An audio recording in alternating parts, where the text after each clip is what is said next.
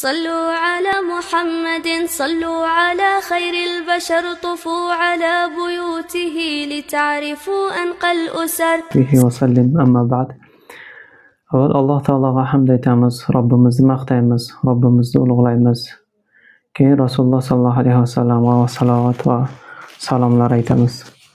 Bugun biz sirat darsimizda davom etamiz. Ya'ni Rasululloh sallallohu alayhi vasallamning hali ham vahiy kelmasdan, ya'ni o'tgan darslarimizda 6 yoshgacha bo'lgan voqealarni aytdik. Bugungi kunimizda babasi, ya'ni chalatasi Abdul Muttolib o'zining qaramog'iga olishi, ya'ni kafilligiga olishi va Abdul Muttolibning vafoti, keyin amakisi Abdul Muttolibning qo'lida qolishligi va Rasululloh sollallohu alayhi vasallam Shomga safar qilganliklari, shu haqda bu haqda ixtilof bor, shularni aytamiz inshaalloh.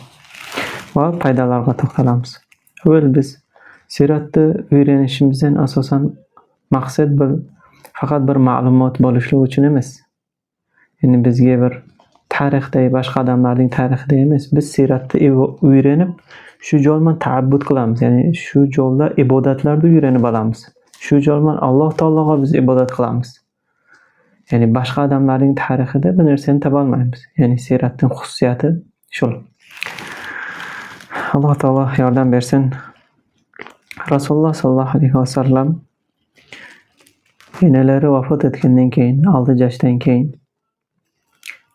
enalari vafot etadi. Bu Madinada Madinaga qarab joyda Abo degan joyda vafot etadi. O'tgan darsimizda aytgan edik. Ummu Ayman bu atasidan qolgan meroslardan bir kaniz edi. Buni keyin Makkaga Abdul Muttolib, ya'ni chalatasi olib keladi. Chunki atasi tavallud bo'lmasidan oldin vafot etgan edi. Yanasi 6 yoshda vafot etadi. Chalatasi Abdul Muttolibning qaramog'ida qoladi. Chalatasiga olib kelganda chalatasi xeyla kuyinadi. Ya'ni kelinini vafot etibdi. O'zi bundan oldin yetim tavallud bo'lgan edi. Keyin qattiq muhabbat qiladi. Ya'ni Rasululloh sollallohu alayhi vasallamni chalatasi qattiq yaxshi ko'radi. O'zi Rasululloh sollallohu alayhi vasallamni hayotda bir ko'rgan odam yaxshi ko'rib qolgan. Ondan bir o'tirgan odam qattiq yaxshi ko'rib qolgan. Bir suhbatini eshitgan odam yaxshi ko'rib qolgan. Ya'ni Alloh taolo shunday bir, ya'ni Alloh Rasulullohga mo'jizani bergan. Bir qissa keltiramiz. Bu qissa Hokim Mustadrak kitobida rivoyat qiladi. Va Abdul Muttolib bir kuni Ka'baning kirdida aylanaveradi. Tavof qilib aylanayotganda bir she'r aytadi. Bu johiliyatda ham shu butlar ham bo'lsa aylanib tavof qilishadi. Chunki Ibrohim alayhisalomning dinidan bir asarlar qolgan edi. Tavof qilishadi, keyin tavof qilayotganda she'r aytadi. Robbi rudda ilayya rakibi Muhammada ruddahu ilayya wastani indi yada degan ma'no. Ya'ni ma'nosi, ey Robbim, qarang, Abdul Muttolib bo'lmasa musulmon emas, lekin Alloh taologa ey Robbim deb duo qilyapti. Bir odam ey Robbim deb aytganda bu musulmonlarga kelib chiqmaydi. Demak Allohni tan oladi ekan, Robbni tan oladi ekan, bu musulmon ekan deb qilinmaydi. Ya'ni Alloh taologa faqat ibodat qilib, Alloh taologa shirk keltirmasa, keyin musulmonlarga da'vat qiladi. Ey Robbim, menga savorim Muhammadni qaytar. Qarang, maqtab aytibdi. Uni menga qaytarganing, mening oldimda uni bir ne'mat qilganing, kuch-qudrat qilganing deb endi kuyinganligidan aytdi she'rda.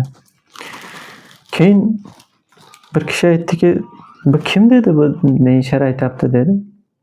Kim bu? Abdul Muttolib. Bu tuyasini jo'g'atgan, tuyasining orqasidan qaragani shu nevarasi Muhammadni jo'natgan, shunga kuyinib turib she'r aytibdi dedi. Bu keyin biroz o'tadi. Birozdan keyin Rasululloh sollallohu alayhi vasallam tuyalarni haydab keladi. Bu 7-8 yosh orasida bo'ladi, ya'ni payg'ambar sollallohu alayhi vasallam tuyalarni qaragani ketgan bo'ladi. tuyalarda olib keladi. Keyin Abdulmuttalib Rasululloh sollallohu alayhi vasallamni qattiq quchoqlab, "Men seni boshqa bunday ishga jo'natmayman. Men senga chin qattiq zig' bo'ldim. Muncha ketib qolding, kech qolding."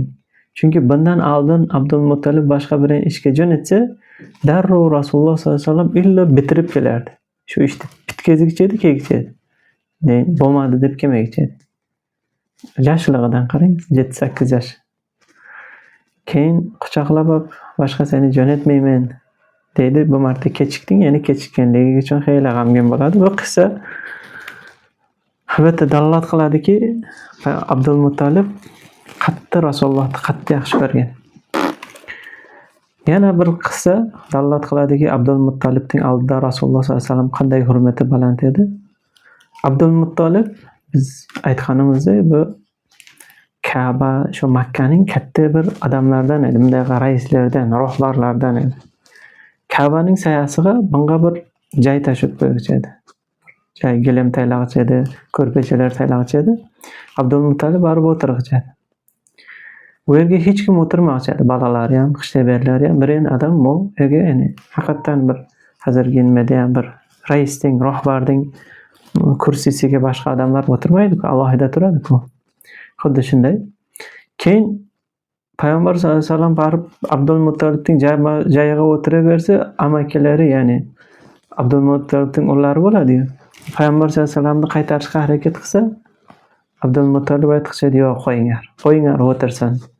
Bu mening nevaramning hali kelajakda katta bir ish bo'ladi, ya'ni katta bir ulug' odam bo'ladi, buzurg odam bo'ladi" deb aytqizadi. Bu ham Abdulmuttalibning oldida Rasululloh sollallohu alayhi vasallam qanday makonati kattaligiga dalolat qiladi. Albatta, boshqa go'daqlarga o'xshab shavqin qilib, narsalarga tarmashib katta bo'lmagan Rasululloh sollallohu alayhi vasallam. Hatto o'tgan tarixda ham aytdik, siratda, bir ayliqda go'yo bir jashar go'daqday muomala qilgan. Abdulmuttalibning vafoti, ya'ni Abdulmuttalibning qo'liga masalan 6 yasharligida qoladi, 8 yasharligigacha 2 yil. Rasululloh sollallohu alayhi vasallam shu 8 yoshlarga yetganda, Ibn Kasir ham aytadiki, shu vafot etdi Abdulmuttalib. Ibn Qayyim ham buni aytadiki, Payg'ambar sollallohu alayhi vasallam 8 yosh bo'lganda chalatasi Abdulmuttalib vafot etdi. Keyin Abdulmuttalib Abu Talib o'g'liga payg'ambarimizni vasiyat qiladi. Lekin bu yerda boshqa o'g'illari bor edi. Ko'p o'g'illari bor edi. Aytdik bana 16 ta bolasi bo'lgan, 6 ta qiz, 10 ta o'g'li bo'lgan, boshqa bay o'g'illari ham bo'lgan. Lekin Abu Talib kambag'al bo'lgan. Abu Talibga vasiyat qiladi. Sababi Abu Talib men Rasululloh sollallohu alayhi vasallamning atasi bu bir yenadan tavallud bo'lgan bo'ladi. Bu qolganlari boshqa, ya'ni chunki Abdulmuttalibning boshqa xotinlari bo'lgan, boshqa xotinlardan tavallud bo'lgan. Ya'ni Abdulloh man Abu Talib o'sha bitta yenadan tavallud bo'lgan bo'ladi. Shuning uchun bularning yenalari Fatima binti Amr bo'ladi. Ya'ni Abdulmuttalibning Fatima degan ayolidan ham Abu Talib, ham Abdulloh tavallud bo'lgan. Shuning uchun Abdullohning o'g'li, ya'ni Rasulullohni Abu Talibga beradi. Qancha qarib xish bo'ladi. Abu Talib keyin buni oladi, o'zining kafolatiga oladi. Bir Ibn Sa'd, ya'ni tarixshunos Ibn Sa'd kitobida, lekin sanadi zaif. Sanatman Ibn Abbosdan rivoyat qiladi. Abdulmuttalib o'lgandan keyin Abu Talib uni Rasululloh sollallohu alayhi vasallamga oladi. Uning mali ham yo'q edi. Rasululloh sollallohu alayhi vasallamni qattiq yaxshi ko'rguchi edi.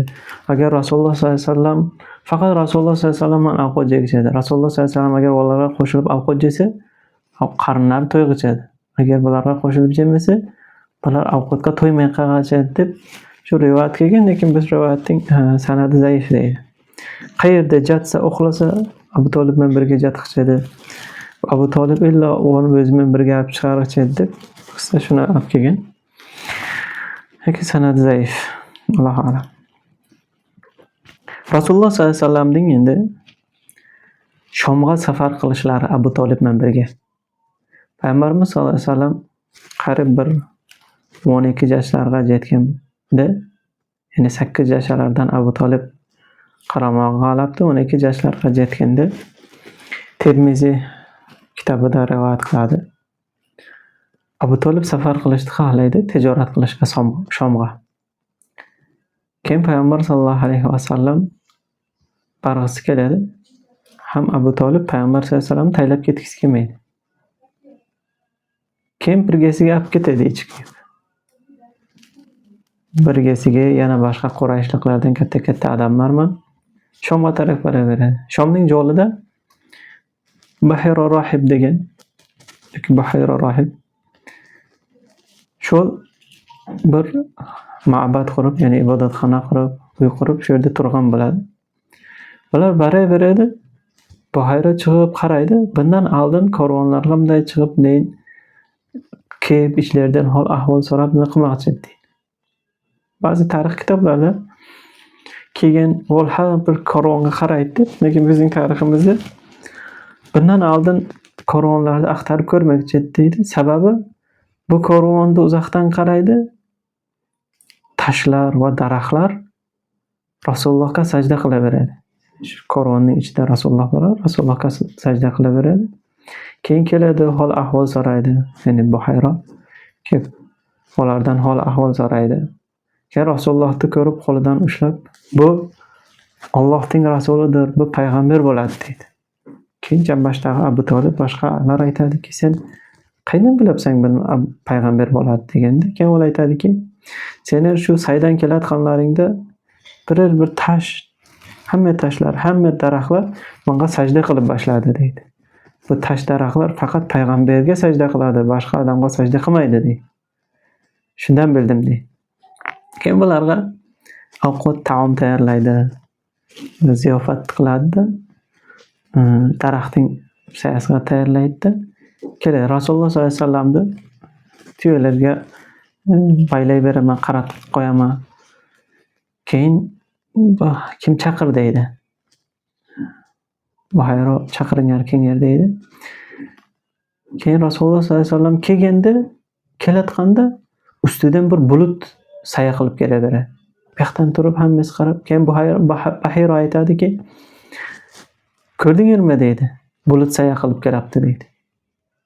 Keyin keladi Rasululloh sollallohu alayhi vasallam kelganda bular hammasi daraxtning sayasiga o'tirgan edi. Daraxtning sayasi Rasululloh sollallohu alayhi vasallamga qarab buriladi. Keyin ko'rdingizmi daraxtning sayasi Rasululloh sollallohu alayhi vasallamga qarab burilibdi deydi. Ya'ni bu payg'ambar bo'ladi chunki deb, ya'ni haligi mo'jiza alomatlarini bu odamlarga aytaveradi Bahira. Keyin kim buning valisi deydi. Abu Tolib men deydi. Buni deydi orqaga qaytar deydi. Buni orqaga qaytarganing deydi.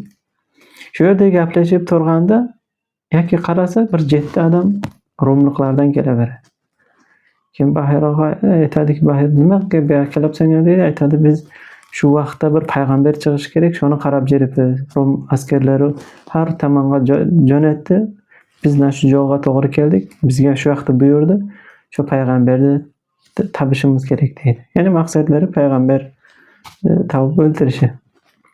Keyin aytadi, Bahira ularga qarab aytadi, agar Alloh deydi bir ishni xohlasa, odamlar uni qaytara olmaydi. Aytadiki, yo'q, hech kim qaytara olmaydi. Keyin ularga nasihat qilib, bay'at olib, Abu Tolibga aytadiki, sen buni qaytar, orqaga jo'nat deydi. Orqaga jo'nat deydi. Keyin Abu Bakr bilan Bilol ham bo'ladi deydi shu karvonning ichida. Abu Bakr roziyallohu anhu bilan Bilol roziyallohu anhuni payg'ambarimiz uchovini orqaga qaytarib jo'natadi. Bu mana shu qissa shul. Faqat bu qissada ixtilof bor. Shu qissa bo'lganmi, shu qissa bo'lmaganmi degan gaplarda xilof bor ulamolar o'rtasida. Termiziy bu qissani hasan degan rivoyat qilib, Ibn Hajar qissa to'g'ri degan. Ibn Kasir ham, Hokim ham, Alboniy ham bu qissa to'g'ri degan, ya'ni maqbul degan. Lekin Ibn Qayyim va Imom Zahabiy buni inkor qilgan. Imom Zahabiy xususan bu qissa bu munkar, bu bo'lmagan qissa degan. Keyingi ulamolardan ham muasir ulamolardan ham bir anchasi bu qissa bo'lmagan degan. Ya Rasululloh sollallohu alayhi vasallam Shomga safar qilib bormagan degan. Bu ya'ni Shomga safar qilib bu hayron bularni ko'rmagan degan. Umuman safarga chiqmagan degan. Dalillari Rasululloh sollallohu alayhi vasallam qissada birinchi Abu Bakr man Bilolni qo'shib jo'natgan deydi. Abu Bakr o'zi 10 yashar bo'ladi o'chan. Payg'ambarimiz 12 yashar. Bilol o'chan tavallud bo'lmagan deydi. Qanday bo'ladi deydi. Hali Bilolni Abu Bakr ozod qilgan jo'q edi radhiyallohu anhu. Bu hali chunki payg'ambar bo'lgan joqda bu payg'ambarimiz 40 yoshda payg'ambar bo'lib, hozir 12 yasharligi. 40 yoshda payg'ambar bo'lib, 1-2 yildan keyin o Bilol azoblanib, keyin ozod qilganda. Abu Bakr o'zi 10 yashar bachcha bilan 12 yasharni qaytarib jo'natmaydi-ku. Yana bir qissaga noto'g'ri ekanligi yana bitta sabab deydi. Agar shu haqiqatan o'ldirishligini Abu Talib bilsa edi deydi. Xadichaning Shomga tijorat qilishlikka izn bermoqchi edi. Chunki payg'ambar sollallohu alayhi vasallam hali 25 yasharligida Xadichaning molini Shomga tijoratga kelgan. Shu uchun ijozat berishlik kerak emas edi deydi. 12 yasharligida qaytarib deydi. O'sha Shomdagilar kutib turgan bo'lsa, o'ldiramiz deb. Buncha mo'jizalar bo'lib turgan bo'lsa deydi. Keyin yana bitta qissaga nima qilishlik? Shu xabar masalan Abu Bakrdan, Bilol radhiyallohu anhudan, Jambashdagilardan keyinchalik aytilgan jo'q deydi. Ulardan birintasidan rivoyat bo'lgan jo'q edi. Ha, shunday barib kelib payg'ambar sollallohu alayhi vasallamni qaytarib edi payg'ambar deb bu rivoyat bo'lgan jo'q. Hatto Abu Talibdan ham deydi. Demak, bu qissaning zaif va bo'lmagan ekanligiga dalolat qiladi deydi. Xo'sh, bir 6-7 vajhlardan ko'p vajhlardan kelgan hammasi bo'lmagan degan. Ya'ni bu qissa bo'lmagan degan. Quraysh ham zikr qilmagan. Chunki Quraysh kofirlari ham bor edi. Shu qissani aytmagan. Agar bo'lganda mashhur bo'lib ketgich edi. Keyin yana bo'lganda edi. Ular o'sha vahiyni olib kelganda ham Rasululloh sollallohu alayhi vasallam payg'ambar bo'lganda edi, bir payg'ambarlikka dalolat bir mo'jiza bo'lib qolgan edi bular. Buni ham aytmagan. Ya'ni xulosa muallif ham ya'ni bu qissa zaif ekanligiga Rasululloh sollallohu alayhi vasallam bunga barmaganiga ya'ni dalolat qiladi. Shuni quvvatlagan. Endi bu o'tgan ya'ni payg'ambar sollallohu alayhi vasallam Abdul Muttalib kafolatiga vafot etishi, keyin amakisi Abu Talibning qo'lida qolishligi. Bu boshqa qissalardan nima foyda olamiz desak bugungi darsimizdan birinchi yetimni olishligimiz kerak ekan. Yetimgalarga qarashligimiz kerak ekan. Bugungi kunda ham Alloh taoloning qadari bilan ajralishlar bo'ladi yoki atasi o'lib ketadi yenisi. Xususan atasi o'lgan odam yetim kim desa, man mata abuhu va huwa saghir deydi. Kim go'dak bo'lib turib, ya'ni balog'at yoshiga yetmay atasi o'lgan bo'lsa, shu yetim bo'ladi. Shularda olib qarashligimiz kerak ekan. Chunki Rasululloh sollallohu alayhi vasallam men va yetimga qarovchi odam jannatda shunday qarib bo'lamiz degan. Ya'ni hamsoya bo'lamiz degan.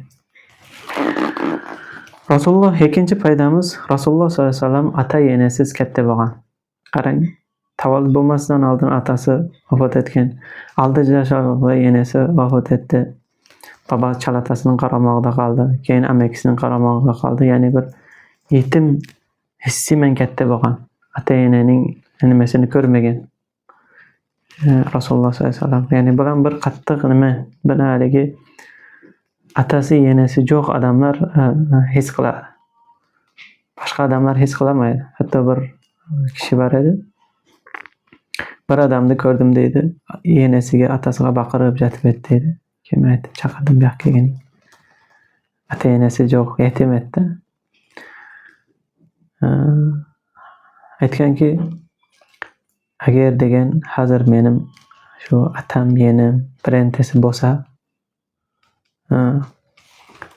kasal jatqanim bo'lsa, men shu bir marta shularning yuzlariga, nimalariga qarash menga eng katta narsa tuyuladi. Shuni xohlayman, atam bo'lsin. Sog'lom bo'lishidan tashqari kasal bo'lib jatsa ham shu atam bo'lishini xohlayman, shu bir marta ko'rgim keladi deb aytganda haqiqatan ular ya'ni kim yetim bo'lib, kim ata-enaning haligi johilligini his qilib katta bo'lgan bo'lsa, ular biladi. Chunki boshqa odamlarning ata-enalari bir bolasiga bir narsa sotib olib beradi, u bechora qarab qoladi. Haligi kiyimi jirtiq bo'ladi yoki oyog'ida narsasi yo'q bo'ladi yoki bir maktabga olib boradigan narsasi yetmaydi. Bu uning ichidagi his-tuyg'uni bir atasi bor, enasi bor odamlar bir, ya'ni biz his qila olmaymiz. Shuning uchun ular his qila oladilar. Shuning uchun yetimni haligi nima qilishlik kerak? Yaxshi qarashligimiz kerak. Shuning uchun Rasululloh sollallohu alayhi vasallam jannatda men bilan birga bo'ladi deganda, hozir ba'zan masalan odamlar yetim uyga kattartirdi, lekin bolasidan battar qilib, bolasiga qilgan muomalani qilmaydi. Yo'q, yetim uyda hatto bolalardan yaxshi muomala qilish kerak.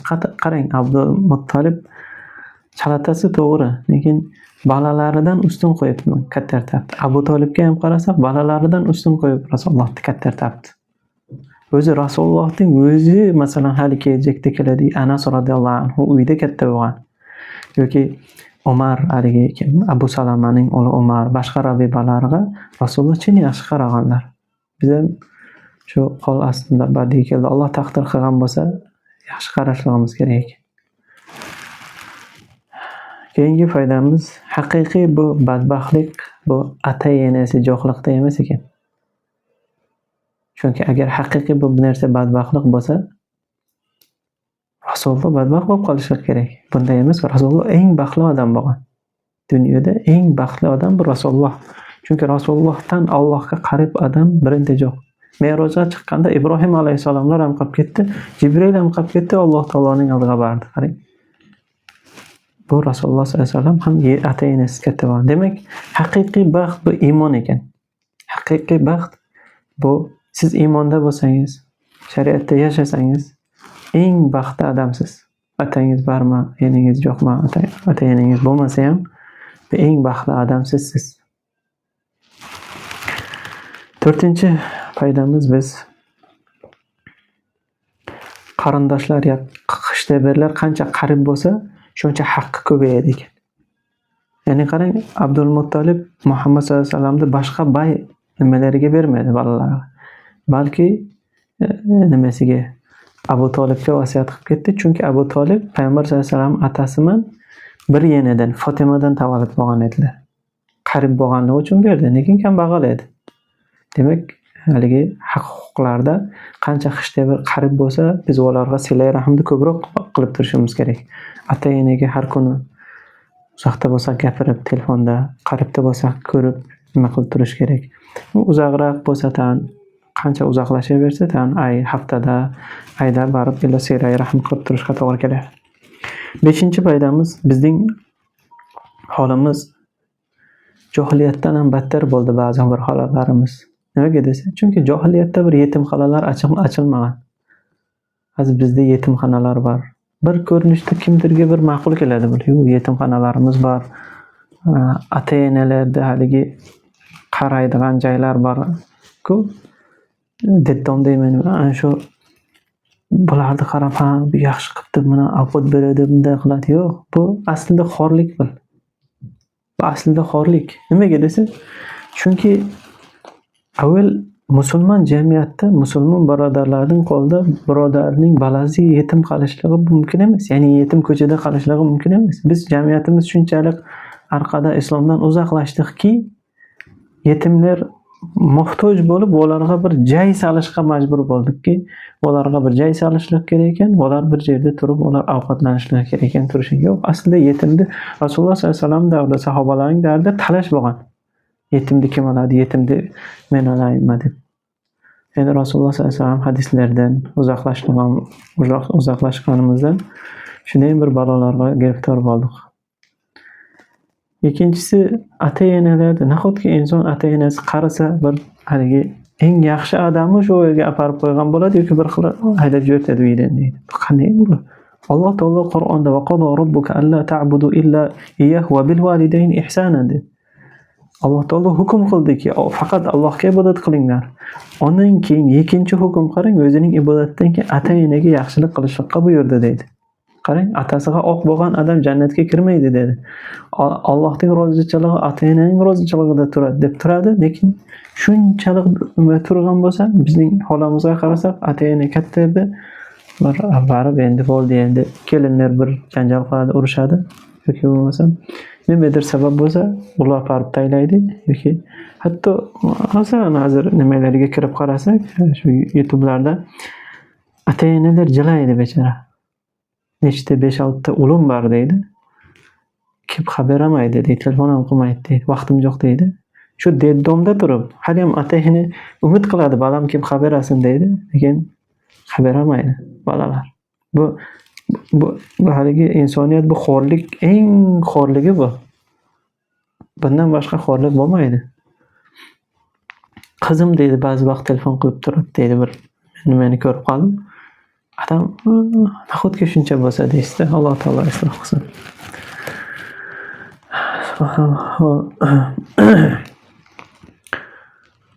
Oltinchi, ishni bitirish kerak ekan. Ya'ni inson Rasululloh sollallohu alayhi vasallamda 7 yasharligida Abdul Muttalib tuya qarag'ani jo'natgan. Biroz kechikkan. Bundan oldin hamma ishlarni darrov bitirib kelgan. Faqat tuyani olib kelishda kechikkanda Ka'baning girdini aylanib she'r aytgan. Kelib quchoqlab, men seni boshqa bunday ishga jo'natmayman deb xayollanma qilgan. Ya'ni Rasululloh sollallohu alayhi vasallam yoshligidan ishni bitirib kelgan. Ba'zi odamlarga bir ishni buyurasiz, u narsa yo'q edi desa, kelib turib yo'q ekan deb, yo'q, adam bir shu ishni bitir, qana bu ish bo'lmasa, qanday shu yo'llarman bu ishni bitiradi deb, ishni bitiruvchi bo'lishlik kerak odam. Bir yerda ishlayman, nima qiladi? Shunday bo'lishlik kerak. Bunday befarq bo'lishlik kerak emas. 7-si sahih rivoyatlar kifoya. Rasululloh sollallohu alayhi vasallamning siyratida, tarixlarda biz bir yolg'on, bir o'ttiriklarda to'qishga muhtoj emasmiz. Hatto Rasululloh sollallohu alayhi vasallam agar Rasulullohga nisbat berib bir gapni aytdi deb aytsak, bu jahannamda joyini tayyorlab olsin degan. Shin katta gunoh. Ya'ni o'zi siratlari haqida ham, masalan, Shomga safar qilganliklari bilan boshqa sahih rivoyatlar yetadi. Rasululloh sahih rivoyatda tashlar menga salom berdi degan sahih rivoyat bu kelgan. Bunday har xil boshqa rivoyatlar kelgan, saya aylandi. O'zi saya Rasulullohning ustida bulut bo'lgan bo'lsa degan. Bulutda saya ko'rinmaydi, qaytib saya aylanadi degan. Yani inkor qilgan odamlar ham bir nechta yo'lman inkor qilgan edi, bir test yo'l. Xulasa biz eshitgan narsamizni, ko'rgan narsamizni, bizni haligi sahih va zaifni ajratib bergan haligi eng katta olim ham bizdan chiqqan, Buxoriy.